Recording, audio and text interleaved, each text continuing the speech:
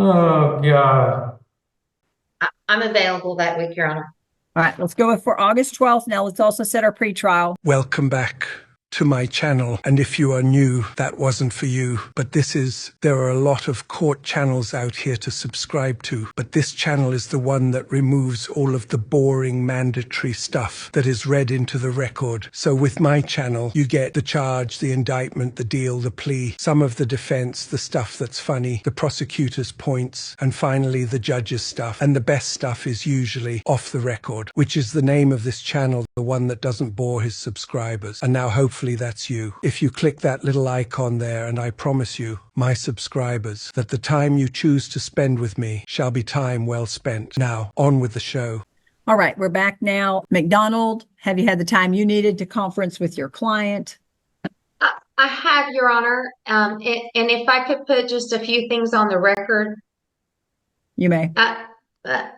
Mr. Catton, I just want to go over a couple of things to see if you and I are on the same page. Do you recall me coming out to the jail Saturday, May the 18th? It was in the evening after 7 o'clock. Yes. And that was the first time you and I had met face to face. Is that right? Yes. Do you recall that I talked with you about your case and that I had the discovery with you or with me about the case, and you had the opportunity to look at it if you wanted to? I mean, I guess. Do you recall telling me that you really didn't need to see that, you just wanted me to try to get you a time served offer? Yeah. I mean, obviously, because I've been in jail for 3 years. Okay. Not prison, not penitentiary, jail. Jail Yes, sir. in psych ward for 3 years. I don't care. I want to get out of here. I'm ready to get out of here. Over 3 years. Let me the fuck out of here. Sir. Your Honor, at this point, I have, even in breakout, A PVC saw? Okay, Mr. Caton. Okay, Mr. Caton, I'm just going to go ahead and mute you. I can't hear two people at the same time, and we're trying to work through your hearing. So, Ms. McDonald, if you'll finish your statement, please.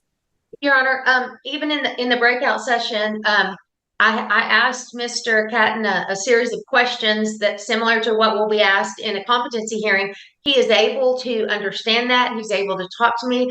Although Mr. Catton, he's upset, clearly. I still don't have any concerns about competency based on his response to my questions that I've asked him. He wanted me to ask if the court accepted no contest pleas, and I've been informed that you do not. Under that circumstances, I'm going to ask for a trial setting, and I will file a motion for speedy trial. I would ask that, since he has been in so long, that I can be ready as soon as the court. I'm in trial next week, but as soon as the court and state could be ready, I would ask for the quickest trial date available, given the term that he has been waiting. All right, we'll ask the jail to unmute Mr. Caton. And sir, is it Caton or Catton? 1 second, they're going to unmute. Which one is it? It's Catton. Okay, I'm sorry. Yeah, I knew a judge. I knew a Judge Caton, and I assumed that it might have been the same. Well, I hope we're not related. Well, she's already deceased, sir. All right. All right, so it's my understanding then, Mr. Catton, that you're asking that the matter be set for trial, and at this point, it would be both cases would be set for trial, and we will get. Is that correct? You want a jury to make the decision in your case because you're saying you didn't do it. So the harassment of an officer that's being put back in there. Absolutely. The state's only was going to dismiss it if you accepted the plea agreement, and that's okay. Well, I don't want to be in your business. I just need to know if you did it or not, and you're saying you didn't. So now I want to set it for trial, and I want to make sure you're picking what you want, and I think you want a jury. Is that right? Whatever. Well, it's your choice, sir. It's your case. Okay. I'll admit to trying to steal a PVC saw. Well, I don't need you to do anything for me. Let's go ahead and get it set for trial. You say you didn't do it. I want to know what you did to I'm saying I was homeless and I was looking for a place to sleep. I wasn't there to steal anything. I was there because I'm homeless and I was trying to find a new place to sleep. I Okay, wasn't trying to steal a PVC saw, but if they think I was trying to steal a PVC saw, then I'll admit to trying to steal a PVC saw. so we have an opening for trial setting. Have I already been in jail long enough for what they want for spitting on that cop? Sir, I'm not in the middle of plea negotiations. That's for y'all to handle. So let's look at, is August 12th a time frame the parties can be ready? Huh. Oh, God. Works for the state judge. I know we have a visiting judge on one case that week, but the state can be ready. I'm available that week, Your Honor. All right, let's go for August 12th. Now let's also set our pretrial. That'll be another time. That is enough. Your Honor, I may need to file another motion. I would ask that we keep that court date, but I may ask that he be seen by a doctor before then, out of an abundance of caution, based on what I just saw as well on the call. Yeah, I think you're going to have more information. The guy is obviously understands what's going on. This is not an incompetent person. This is somebody upset. He's been there a long time. I get it. I can't, though, take a plea of somebody who says they didn't do it. Yes, legally, and it's allowed. I haven't done it in 20 years while on the bench. I'm not going to start now with Mr. Catton. So we need to go ahead and get him set for trial. I understand the frustration, but I'm not inclined, based on what I see, to appoint an attorney. Psychologist to say the guy's competent. He appears competent. He appears very upset. Now, I would encourage you to assist in any advocacy he might need in the jail regarding proper medications, so that he has the medications he needs for any mental health issues he may have. This next case I selected for you is about domestic violence, male on female, which is usually, in most cases, where the man is the weaker sex in the relationship. I chose this one as they actually got married while a restraining order by the court was placed in, and the speech that the abuser uses for contrition, and what the judge says in response. Enjoy. I have had a chance to review the report as well as the police report in this particular case. It sounds like there's a lot of minimizing that is going on. I understand that the parties have reconciled, gotten married, and everything else during the middle of this particular case. But the incident itself, based on the statements from the child that was involved, are serious. Mr. McBride, you need to figure out how to control your anger, keep your hands to yourself, and treat people with nothing but respect. Apparently, Ms. Thomas is coming back. Ms. Thomas McBride, if you can unmute, if you have anything to say. Yes, I do have something to say. I love my husband very much. I thank God for him. It's unfortunate that all of this has happened. I don't think it's fair to him for everything that's happened because of some of my choices, my thoughts, my thinking process, my behaviors, and I love him, and I want him move on with his life, or we move on with our lives, should I say. He's very active in the community, with our Kingdom Hall as well, because we're Jehovah's Witnesses. And I just want to put this behind us. I really do. Put it behind us. Thank you. Thank you. Ms. McBride, I respect and I can appreciate how much you love your husband and how you want to put it behind you. But my fears for you are very real. And they are that and I told him this while you were not present, and I'll say it directly to you. The both of you have minimized this situation. And I hope that, you both chose to get married when I had a no contact order in place instead of going through the proper procedure to try to get that lifted. He suffered the consequences of that. But the no contact order was in place for a reason. As I read this police report, I am extremely concerned about the relationship that the two of you have, but these are your choices. The court's position is simply to get him in the best place possible to be the best husband to you possible. The allegations in this case are that The witness in this case said that apparently Mr. McBride told someone to shut up. You and he were arguing with each other. So that person got up and walked to the bedroom, saw him grab you, slam you against the closet door, and punch you in the face with a closed fist. Then, when that individual intervened, Mr. McBride took that individual into the bathroom, slammed them onto the sink and counter, and the fight ensued. That is a lot of violence going on in the household. That is why he is here.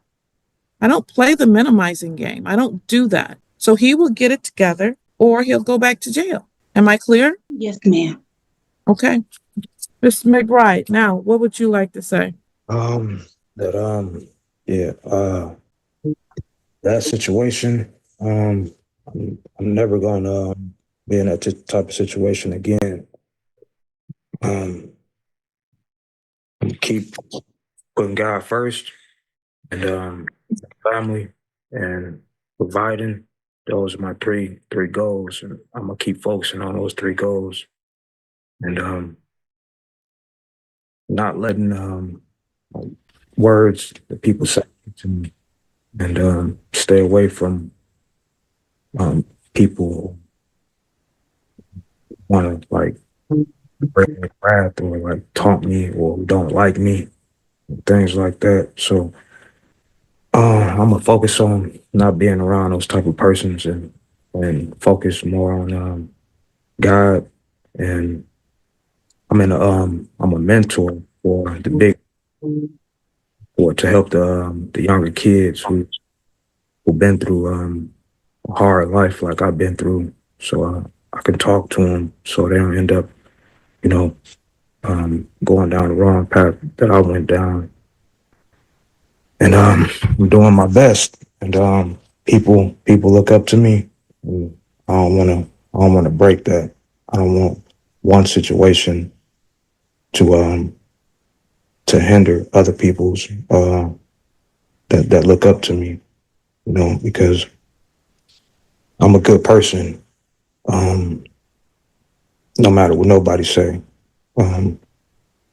Past is my past, and I'm still trying, and can't blame a trying man. So I can't blame nobody. This all of this was my fault as a man. I could have left. I could have walked away. Could have left the whole time. And this brought me a lot of pain in my soul. This case did. I don't never want to go through it. And I don't want to let nobody else go through it. And I'm gonna make a change. I promise on my soul. For God, my family, and my community, Washtenaw County. And I promise I'm gonna make that change. That's all I gotta say. I'm sorry for wasting the court's time. Also, Mr. McBride, you said a whole lot of something in there. What I'm going to try to take from what you said is this, that you're going to make a change. yes, ma'am. When you were in custody, you were very humble because being in custody does that. You need to remember what your thoughts were when you asked me to get you out, to let you get out. And you need to try to always take yourself back there because you don't want to be there again. No, I don't want to let nobody down. Like, I came to the point in my life where, like, my soul was getting tired, and and I still got my freedom in my life, and people looking up to me, so I can't break. I just can't break, and I just gotta keep praying, and God got us. Are you two trying to tell me that this whole incident was made up by someone? I'm just confused and I'm really bothered right now by all of this. No, it wasn't made up. It was exactly It happened. So, sir, why aren't you apologizing just for your behavior? This whole people looking up to you thing, we're not here for other people. I, We're here for you right now. We're here yeah, for you and how you can get yourself together. yeah, my behavior. That's why I said, like I regret, and I could have just walked away, and just left the house that day. I could have just left. I couldn't. I could have did. I couldn't. I could. First of all, I should have been wise enough not to respond to negativity. That's where I messed up at. Where I shouldn't have let my anger get the best of me. No matter what anybody said to me, like I shouldn't have. Like I should have just walked. If I would have walked away, it would have. It wouldn't have caused this much pain. If I would have just walked away. So my behavior was it was out of line. Well, I'm going to follow a recommendation and we're going to see whether you understand or not, because I am concerned about whether you fully get this. I'm going to sentence you to 93 days in the Washington County Jail, credit for 20 days served, 73 are suspended. So if you don't do what you're supposed to do, there's additional 73 days in the Washington County Jail that you can do. You understand that, sir? Yeah, I'm gonna do what I'm going. I'm gonna do what I'm supposed to do. Okay. You're on probation for 18 months. Your probation agent is Agent Johnson. Fines and court costs in this particular case for a total of $525. You're to meet with the probation when and where directed, including in home visits, weekly phone reports, probation group meetings. You're to attend and complete the Accountable Choices Weekend program and follow the recommendations after the weekend program and sign a release of information. You are restricted from having any alcoholic beverages in the home. You're to submit to, pay, and be responsible for random drug and alcohol tests as requested by the court, probation, police, or any treatment provider. You're to provide monthly verification of compliance of these completed conditions. You're to attend court reviews as ordered by the court and provide proof of compliance of those. You're to maintain earnest and legitimate employment. You are restrained from harassing, stalking, or threatening or engaging in any conduct that would place Leslie McBride in reasonable fear of bodily injury. No assaults of a threatening behavior towards her or anyone else. No unwanted contact with her. So if she says that you need to leave, then you need to leave. And you are not to pressure her to do anything different. If I find out that you have, then that's a violation of my orders. Do you understand, sir? Yes, ma'am. You are to not be in possession of alcohol, illegal drugs, drug paraphernalia, and firearms, firearm components, ammunition, or any other dangerous weapons. You are not to be in contact with anyone who has any of those items. I'm going to do a review in 90 days to see if you're completing the terms of this probation. Hopefully, by the time you come back to me and have a conversation with me, it will sound a whole lot different than what I heard today, because today's conversation with you only made me more concerned. Do you understand me, Mr. McBride? Yeah. All right. And for you, my subscribers that are watching, I have placed upon the screen now a playlist where I release upcoming episodes often, so please save it to your favorites and don't tell the others, as this is for you to say thank you. See you next time.